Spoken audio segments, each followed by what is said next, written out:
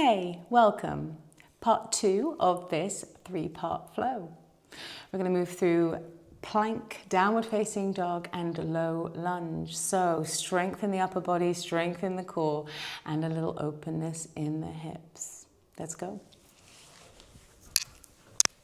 So if you're just moving on from part 1, you will already be here in this kneeling position. If you're just joining us now, pause the video for a moment, warm up the wrists, warm up the hips a little, maybe have a little wiggle of your spine, and then jump in. So from here, we're coming forward back to tabletop as we did in part 1. Knees hip width, shoulders are above your wrists, and the hips are above your knees. And from here, strong in the upper body. So turn those inside creases of your elbows forward, and now draw your navel to spine. Now widen across your shoulder blades, widen across your collarbones at the same time, and see how it feels to pull your hands towards each other. Now push your ground away, strong in your arms as you send your sit bones back to your heels. Maybe feel a little length in the underarm. Round your spine, draw yourself back to tabletop. And reassess that strength in the upper body. Another time, really push yourself back to sort of child's pose, hips coming back, but then round your spine forward and up back to your tabletop. Reconnect to that strength in your upper body. Draw your navel to spine. If this is feeling good and strong enough for you, keep moving back and forth with this. If you're ready for a little more, step your knees quite far back, maybe about a foot back, and then draw your hips forward. Find that nice alignment for your plank. If you need to adjust, shoulders are above your wrists, so you're in that nice plank, straight line from your knees to the crown of your head. So pelvis draws towards the ground. Check you're not bowing in or your butt's not stuck too far out. And then it's the same movement. Push back. Really push your hands as if you're trying to push the mat away. And then round your spine back to your plank. Reassess that strength in your arms. Pull the hands towards each other and then push back. Draw your navel to spine. Engage your pelvic floor. Round your spine. Back, nice. Reassess that strength. Now, if this feels good, stay here. You got a little more in the tank, and tuck your toes under and make this a full plank. Adjust yourself accordingly so your shoulders are above your wrists.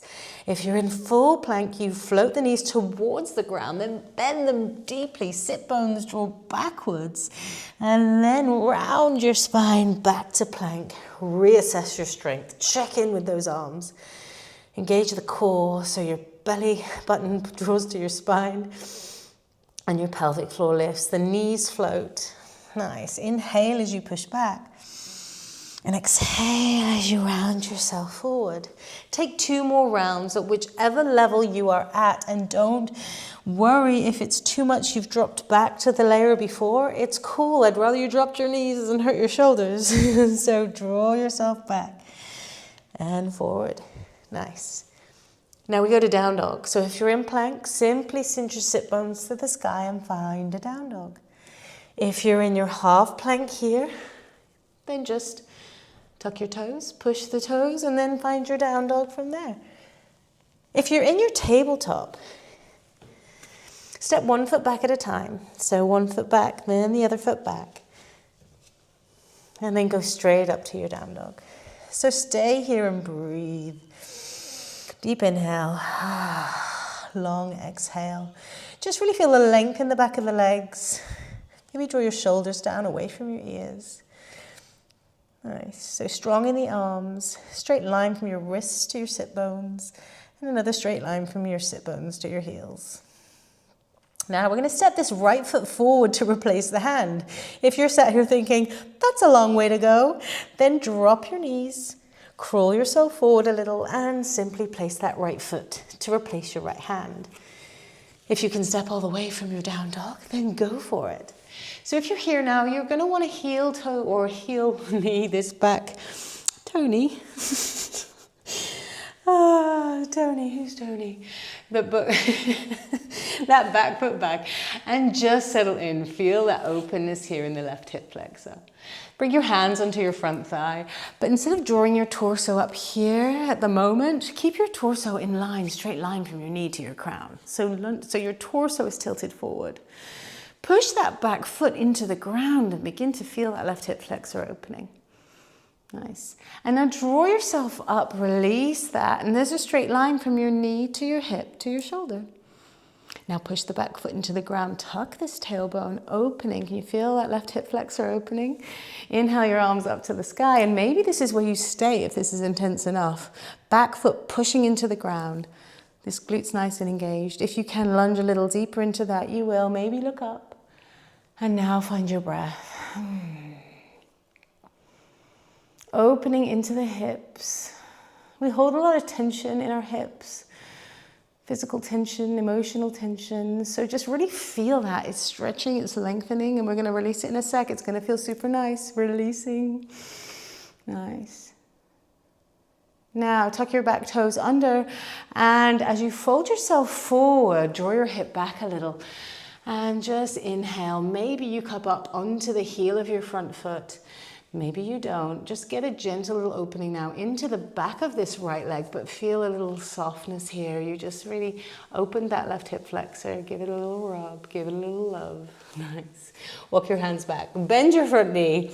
And so if it's straight back to down dog from here, then your back knee lifts and you step that right foot all the way back. If that's like, nope, not happening for me, then you drop the back knee. You crawl it in a little. You step back to your tabletop. You give your hips a little wiggle and then find a little downward facing dog.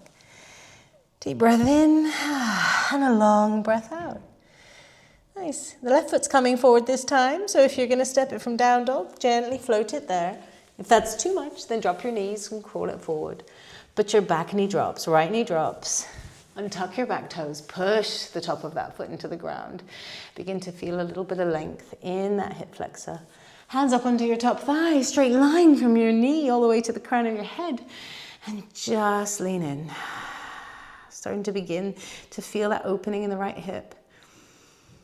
Deep breaths. Releasing tension, giving it a good old stretch.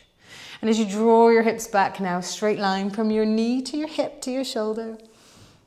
Push the back foot into the ground, tuck the tailbone under. Almost you can slide your hand up your thigh and just feel that length into that right hip flexor. If you're happy to inhale your arms to the sky, maybe this is where you're staying. Maybe you're like, my hip flexor's cool here. And if not, you can lunge a little deeper, pushing that back foot into the ground, engaging that right quad, glute, all of the above, and breathe. Maybe you look up. And then as you exhale, you're going to fold yourself just gently forward, find the ground where you can, and just bring a little length into the back of this left thigh now. You might come up onto the heel of the left foot. That might be a step too far. It's all right.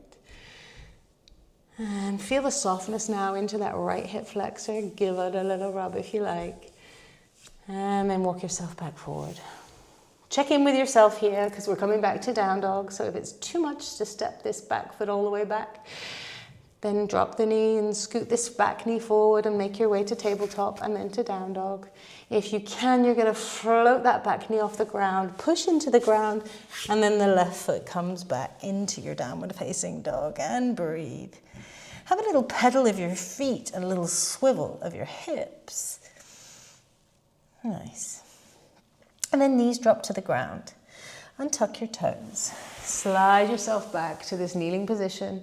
If it's not available, you can stay here. Keep the sit bones lifted. Sweep your arms behind you. If you're kneeling, find the ground. If you're upright, just hold the back of put your hands onto your lower back. And then inhale, open your hips a little. Nice. And then exhale, we're good. Deep breath in. And a long breath out. If this is you done for the day, stay for a few more breaths and just let the benefits of that practice settle into the body, strong in your arms, open in your hips, maybe a little calmer in your mind. And if you're hopping on to part 3, where we do Virabhadrasana Warrior 2, I will see you there. Either way, thank you for being here and hope to see you soon. Hey and welcome, part 2 of the 3 Hey and welcome